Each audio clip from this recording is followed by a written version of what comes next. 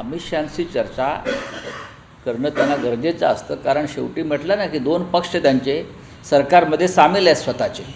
सुमित्रा कुमार आज मुख्यमंत्री पदाची शपथ घेत आहेत.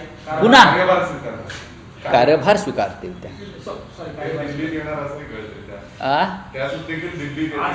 नाही, दिल्लीमध्ये त्यांना येऊन त्यांच्या पक्षाच्या जे प्रमुख नेते आहेत त्यांना भेटावंच लागेल. जरी राष्ट्रवादी काँग्रेस पक्ष याचं चिन्ह जरी वेगळं असलं, मूळ शरद पवारांचं चिन्ह त्यांच्याकडे आलेलं आहे आणि ते बेकायदेशीरपणे आलेलं आहे. जसं धनुष्यबाण आहे हे बेकायदेशीरपणे शिंदे गटाला गेलेलं आहे. त्याच्यामुळेच त्यांना सगळं जे काय यश मिळतं आहे सर्वत्र, हा त्याचाही परिणाम आहे. दिल्लीत येऊन त्यांनाही राष्ट्रवादी काँग्रेसच्या सध्याच्या मूळ प्रमुखांना भेटावं लागेल. सर, चंद्रपुरातल्या सत्ता नाट्याचा आज शेवटचा दिवस आहे. महापौर पदाची निवडणूक आज होईल आणि सर्वांच्या नजरा आहेत त्या ठाकरेंचे नगरसेवक काय भूमिका घेणार याकडे. नाही, भूमिका स्पष्ट आहे. शिवसेना पक्षप्रमुख उद्धव ठाकरे यांनी स्पष्ट सूचना चंद्रपूरच्या आमच्या पदाधिकाऱ्यांना दिलेल्या आहेत. एक वेळ विरोधी पक्षात आपल्याला बसावं लागलं तरी चालेल, पण भारतीय जनता पक्षाला मदत होईल किंवा भारतीय जनता पक्षाची सत्ता स्थापन होईल अशा प्रकारची कोणतीही पावलं किंवा भूमिका आपल्याला घेता येणार नाही. त्याच्यामुळे भूमिका स्पष्ट आहे. सर, संभाजीनगरामध्ये अंबादास दानवेंनी आता म्हटलं की महापौर उपमहापौर पदाच्या निवडणुकीमध्ये शिवसेनेची भूमिका तटस्थ राहण्याची. हा पक्षाचा निर्णय आहे.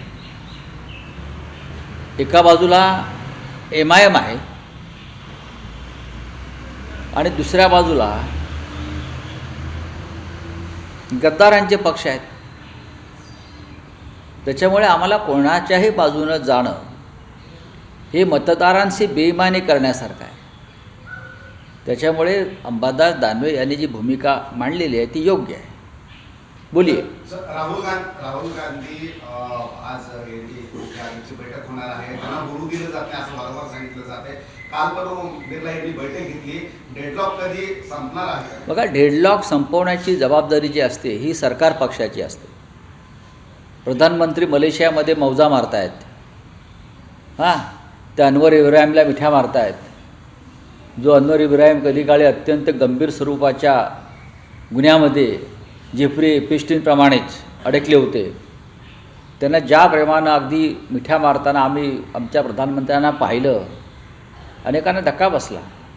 प्रधानमंत्री परदेशात, इथे संसद सुरू आहे.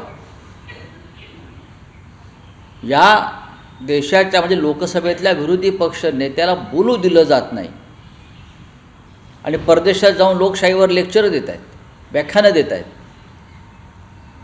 या देशाचं काय होणार आहे, भविष्य काय आहे हे कळत नाही. तिकडे रशियाचे अध्यक्ष पुतीन यांनी भारतीय जनतेला मार्गदर्शन केलेलं आहे तेल खरेदीबाबत. त्याच्यामुळे मोदींचं बिंग फुटलेलं आहे.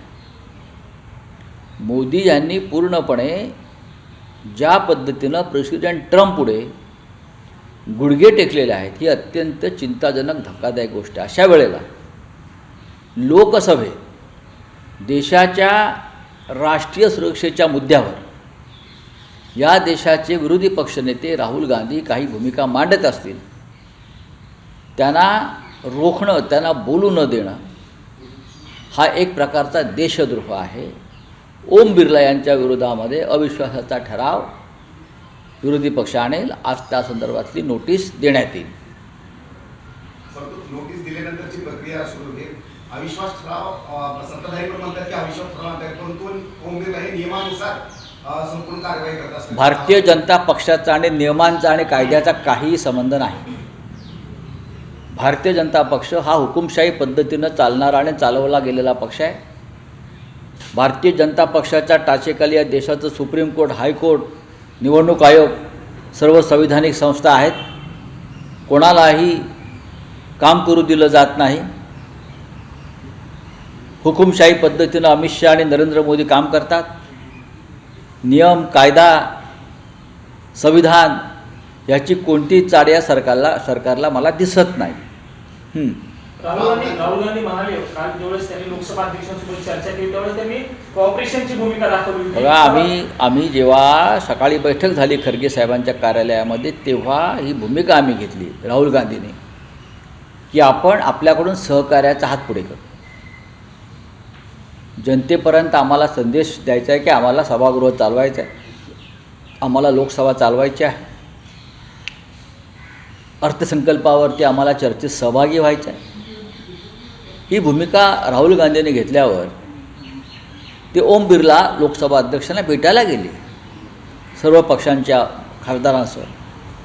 पण ओम बिर्ला यांच्यावरती मोदी आणि शहांचा प्रचंड दबाव हे त्यांच्या चेहऱ्यावर आणि त्यांच्या बॉडी लँग्वेजवरून स्पष्ट दिसतं आहे.